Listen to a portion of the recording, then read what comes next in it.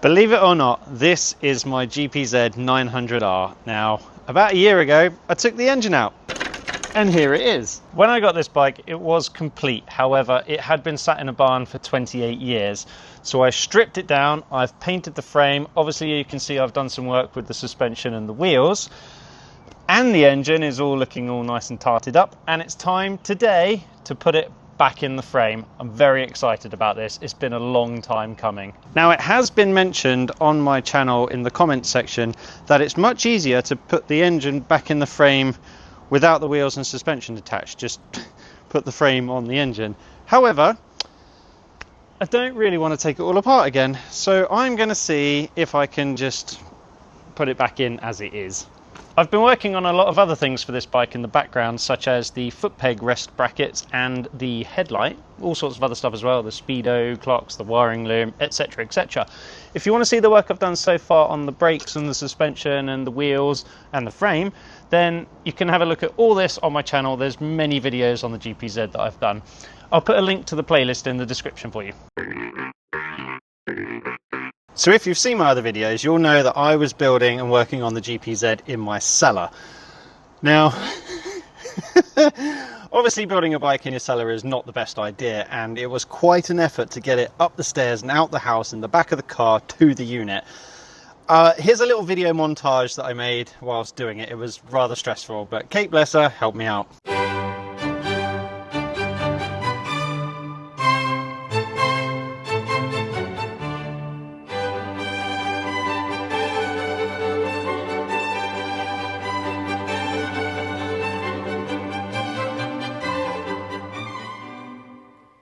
If anyone ever wondered if you can fit a GPZ900r frame, including suspension and wheels, into the back of a Jaguar XF Estate, the answer is yes. Yes, you can. The door frame to the cellar didn't come off too good. The bike is relatively unscathed. There's a couple of marks on it, but nothing we can't touch up. So annoyingly, this is a little bit too high just to roll in there and put the bolt in. So what I'm going to have to do is take the engine off of the rolling cool engine stand that I've got. And to do that, I'm going to use this and maybe a trolley jack. Okay, let's get that underneath there. Quick, quick, quick. Boing, boing, boing. Bolt, bolt, bolt. Done. Short video, right?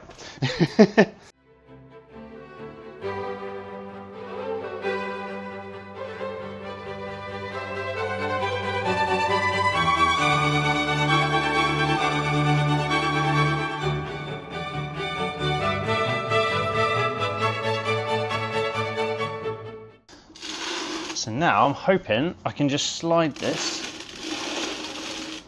into position.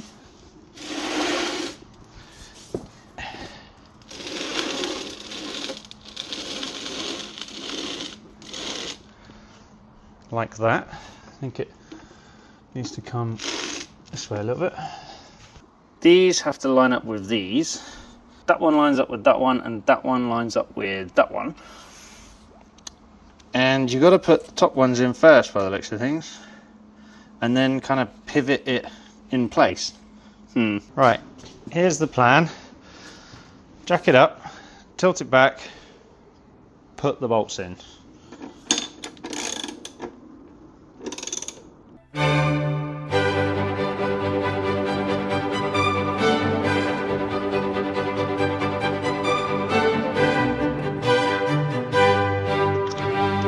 Whoa.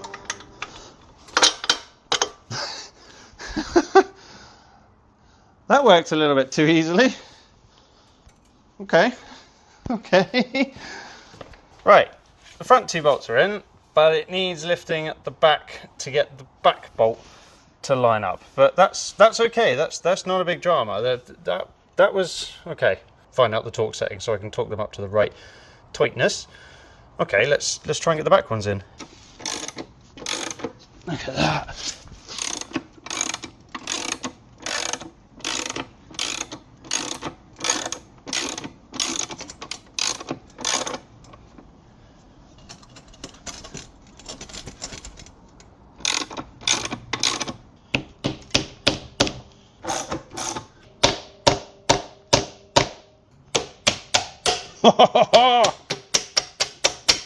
Yes! Engine mounted. Well, that's 3 out of 4 bolts. There's another one that's got a bracket on that holds the rear foot pegs. It's got the bolts in for that, I think. So that goes there like that. And then, yeah, this one only touches to the frame on one side, and the other 2 bolts go in when the side Hujima flip, the foot peg bracket goes on.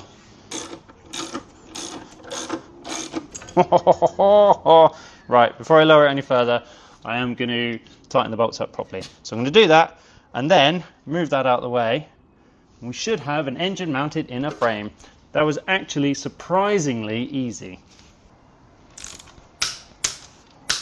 In case you were wondering, all 4 bolts are the same and they are 59 Newton meters of torque. There we go, all 4 done.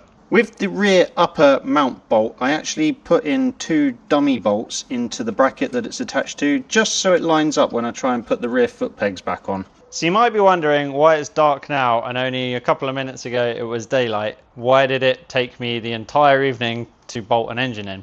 Well, it's not the only thing I've been doing. I have been working on the tank for the CBR so I can get that through its MOT.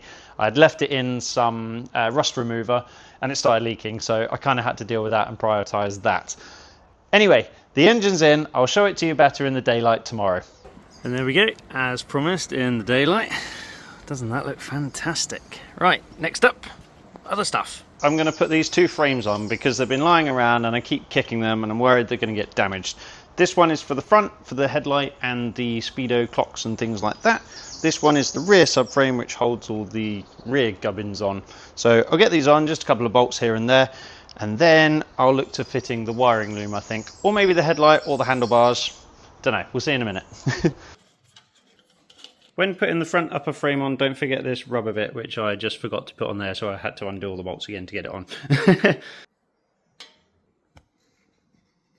To get the rear subframe in the correct position, I need to put this on as well, because these 2 holes here line up with these 2 holes here, and if I don't get it right, then it's just not going to fit in the end, is it? So I'm going to find some bolts, get this on there so that I can bolt the rear subframe into it and then tighten the other bolts up. That's the plan. These ones are 27 Newton meters. This big guy here is 88 Newton meters. I've temporarily put this one on so that the rear subframe lined up nicely with the holes on the other side. This has got to come back off because I need to put the chain on and also connect up some bits and pieces behind here for the gear linkage. I can ride my bike with no handlebars, no handlebars.